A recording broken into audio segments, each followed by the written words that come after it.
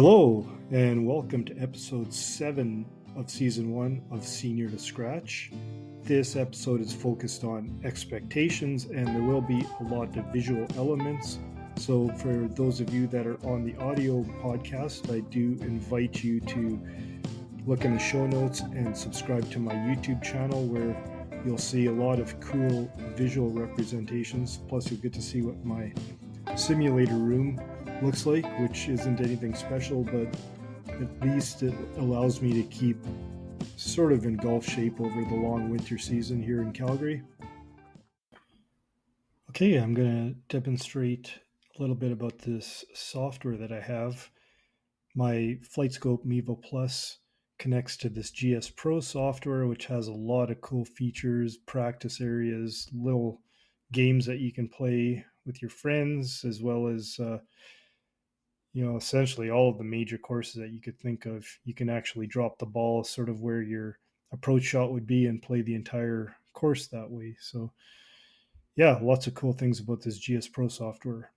One of the neat things is it generates CSV files for your range sessions. So, as long as you're selecting the right club that you're hitting with, it'll generate CSV files. And I found this nifty software called Golf Shot Analytics. So basically, it just sucks in those CSV files that you create.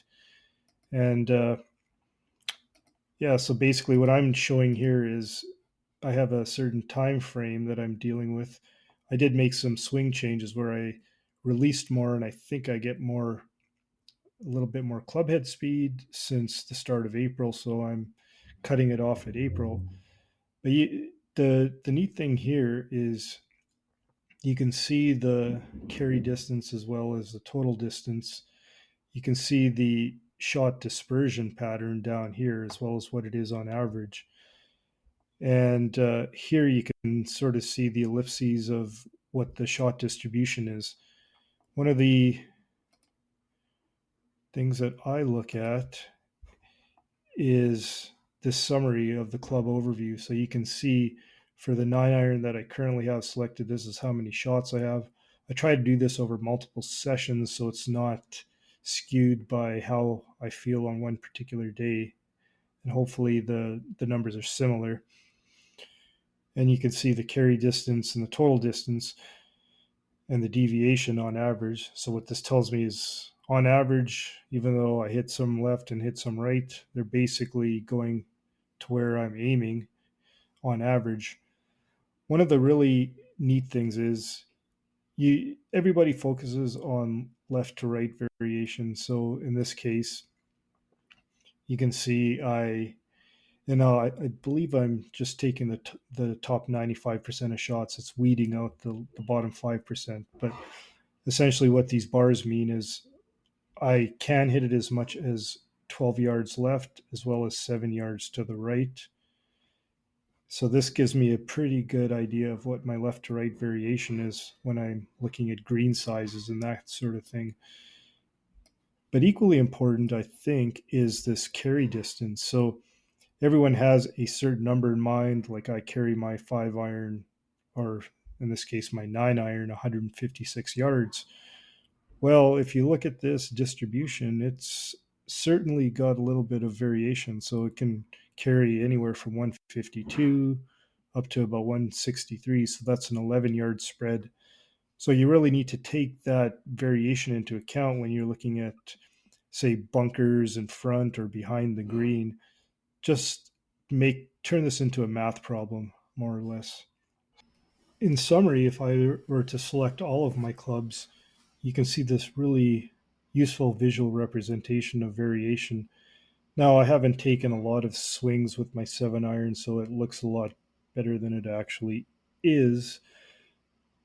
But the point is here, if you know what your left to right variation is and you know what your front to back variation is, in theory, you should be able to map out where your ideal target point on the green is.